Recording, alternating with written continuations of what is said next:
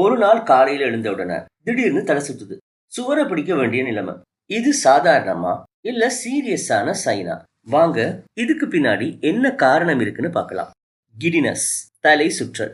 இத 3 வகையா சொல்லலாம். Vertigo, light headedness, imbalance. வெர்டிகோன்றது ஸ்பின்னிங் சென்சேஷன். காதோட கட்டமைப்பை 3ஆ பிரிப்பாங்க. External ear, middle ear, internal ear. இதுல இன்டர்னல் இயர் நம்ம உடலோட பேலன்ஸை கண்ட்ரோல் பண்ணுது. இதுல ஒரு பிரச்சனை வந்ததுன்னா ரூம் சுத்துற போல ஒரு சென்சேஷனை தரும். வெர்டிகோ வாரதுக்கு செரிபெல்லமும் ஒரு காரணம். மூளையில செரிபெல்லம்னு ஒரு ஸ்ட்ரக்சர் இருக்கு. இது எங்களோட உடலை பேலன்ஸ்ல சமநிலையில வச்சுக்கிறதுக்கும் கை கால்கள் கோஆர்டினேஷனோட இயங்குறதுக்கும் இந்த அசைவுகள் ஸ்மூத்தா இருக்கிறதுக்கும் உதவுது.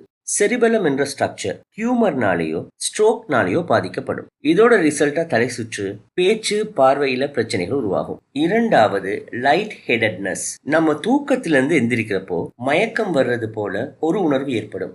மூளைக்கு போற பிளட் சர்க்குலேஷன்ன்றது புவி ஈர்ப்புக்கு எதிரானது. அப்போ தூக்கத்துல இருந்து எந்திரிக்கிறப்போ திடீர்னு மூளைக்கு போற பிளட் சர்க்குலேஷன் கம்மி ஆகுறதுனால இந்த தலை சுற்றல் நமக்கு வருது. அதுலயும் லோ பிளட் பிரஷர் இருக்கவங்க, வாமிட், லூஸ் மோஷன் போன்ற காரணங்களால டீஹைட்ரேஷன் இருக்கவங்க, இதய பிரச்சனை இருக்கவங்களுக்கு இது அதிகமா வர்றதுக்கான சாத்தியக்கூறு அதிகம். அடுத்தது மெட்டபாலிக் காசஸ். ஒரு பிரெயின் வேலை பார்க்கறதுக்கு அதுக்கு குளுக்கோஸும் ஆக்சிஜனும் தேவை. அப்போ குளுக்கோஸும் ஆக்சிஜனும் கம்மியான அளவுல பிரெயினுக்கு கிடைச்சதுன்னா கிடினஸ் வரும். அனிமியா பேஷண்ட்ஸுக்கு ஹீமோகுளோபின் குறைவுங்கிறதுனால ஆக்சிஜன் எடுத்துட்டு போற அளவு குறைவாக இருக்கும். ஹைப்போகிளைசீமியா, அதாவது ரத்தத்துல குளுக்கோஸுடைய அளவு குறைவாக இருக்கிறது. இந்த கண்டிஷன்ல மூளைக்கு போற குளுக்கோஸுடைய அளவு குறைவாக இருக்கும். Electrolyte imbalance. பிரெயின் செல்ஸுக்குள்ள குளுக்கோஸ் என்டர் பண்றதுக்கு இந்த எலக்ட்ரோலைட்ஸ் ஒரு கேட் சிஸ்டமா ஃபங்க்ஷன் ஆகுது. அப்போ எலக்ட்ரோலைட் இம்பேலன்ஸ்ல குளுக்கோஸ் உள்ள என்டர் பண்ற அளவு வேறுபடலாம். பிரெயினுக்கு போற குளுக்கோஸோட அளவு கம்மியாச்சுன்னா உடம்பு வீக்னஸ், படபடப்பு, ஸ்வெட்டிங் போன்ற சிம்டம்ஸ் இருக்கும். இதை விட நம்ம லைஃப் ஸ்டைல்ஸ், ட்ரக்ஸ் இதுகளும் இதுல பங்கெடுக்குது. பிளட் பிரஷர் மெடிசின்ஸை அதிகமான அளவில் எடுத்தா, செடேட்டிவ்ஸ் பயன்படுத்தினா, ஆல்கஹால் கன்சம்ஷன், நித்திரையின்மை இதுவும் பங்களிப்பு செலுத்துது. இந்த தலை சுற்றல் எப்போ ஆபத்தானதாக மாறும்? உடல்ல ஒரு பக்கம் இயங்காம போனதுன்னா, இல்ல பேச்சுல குளறல் இருந்ததுன்னா, லாஸ் ஆஃப் கான்சியஸ்னஸ்ல. அப்போ மயக்கம் என்ற கம்ப்ளைண்டோட போற ஒரு பேஷண்ட் கிட்ட டாக்டர் என்னென்ன பார்ப்பார்? முதல்ல ஆர்த்தோஸ்டேட்டிக் ஹைப்போடென்ஷன், அதாவது படுத்திருக்க போவும் எழுந்திருக்க போவும் பிளட் பிரஷர் ஒரே அளவுல இருக்கா இல்ல பெரிய அளவுல வித்தியாசப்படுதான்னு பார்ப்பார். Random blood sugar, RPS check பண்ணி பார்த்து ஹைப்போகிளைசீமியா இருக்கான்னு பார்ப்பார். அதாவது ரத்தத்துல சுகரோட அளவு குறைகிறது. ஒரு இசிஜி எடுத்து பார்ப்பார், இதயம் ஒழுங்கா மூளைக்கு ரத்தத்தை பம்ப் பண்ணுதா இல்லையான்னு. ஒரு சிடி பிரெயின் எடுத்து பார்ப்பாங்க, மூளையில ஏதாவது கட்டி இருக்குதா, செரிபெல்லத்தை அது எந்த வகையிலேயாவது பாதிக்குதான்னு.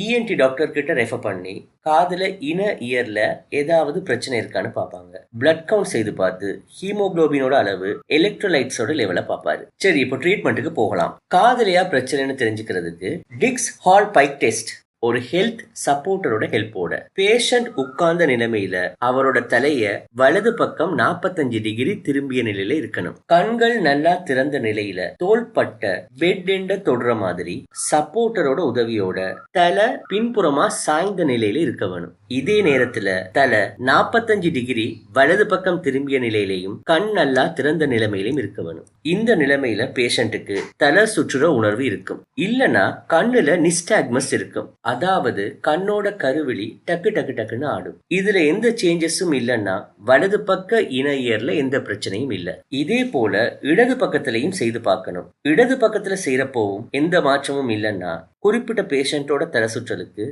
இயர் காரணம் இல்லை. ஒருவேளை சேஞ்ச் இருந்ததுன்னா ப்ளீஸ் மனோவர் மூலமாக அதை சரி பண்ணலாம். இப்ப வலது பக்க காதுல பிரச்சனைன்னு வச்சுக்கலாம். ஒரு சப்போர்ட்டரோட ஹெல்ப்போட தலைய 45 டிகிரி திருப்பினா போல உட்கார வேணும். தோள்பட்ட பெட் எண்டோட சப்போர்ட்ல இருக்க தலை 10 இருந்து 20 டிகிரி சாஞ்ச மாதிரி வலது பக்கம் 45 டிகிரி திரும்பின நிலையில கண்கள் நல்லா திறந்த நிலையிலும் இருக்கணும். இப்போ 20 இருந்து 30 செகண்ட் அதே நிலைமையில இருந்ததுக்கு பிறகு, இல்லனா கண்ணுல வெர்டிகோ மறைகிற வரைக்கும் அதே நிலைமையில இருந்ததுக்கு பிறகு எதிர்பக்கமா, அதாவது வலது பக்கத்துல பிரச்சனை இருக்கிறதுனால இடது பக்கமா 90 டிகிரி தலையை திருப்பி மறுபடியும் 20 இருந்து 30 செகண்ட் அந்த பொசிஷன்ல தலையை வச்சிருக்க வேணும். திரும்பவும் அதே திசையில இன்னொரு 90 டிகிரி தலையை திருப்பி 20ல இருந்து 30 செகண்ட் அந்த பொசிஷன்ல வச்சிருக்கணும். இப்ப 2 தடவை தலைய 90 டிகிரி திருப்பினதுக்கு பிறகு மறுபடியும் பேஷண்ட உட்கார வச்சு தலைய நார்மல் பொசிஷனுக்கு கொண்டு வரணும். இவ்ளோ ப்ரொசீஜரும் எதுக்காக செய்தோம்னா,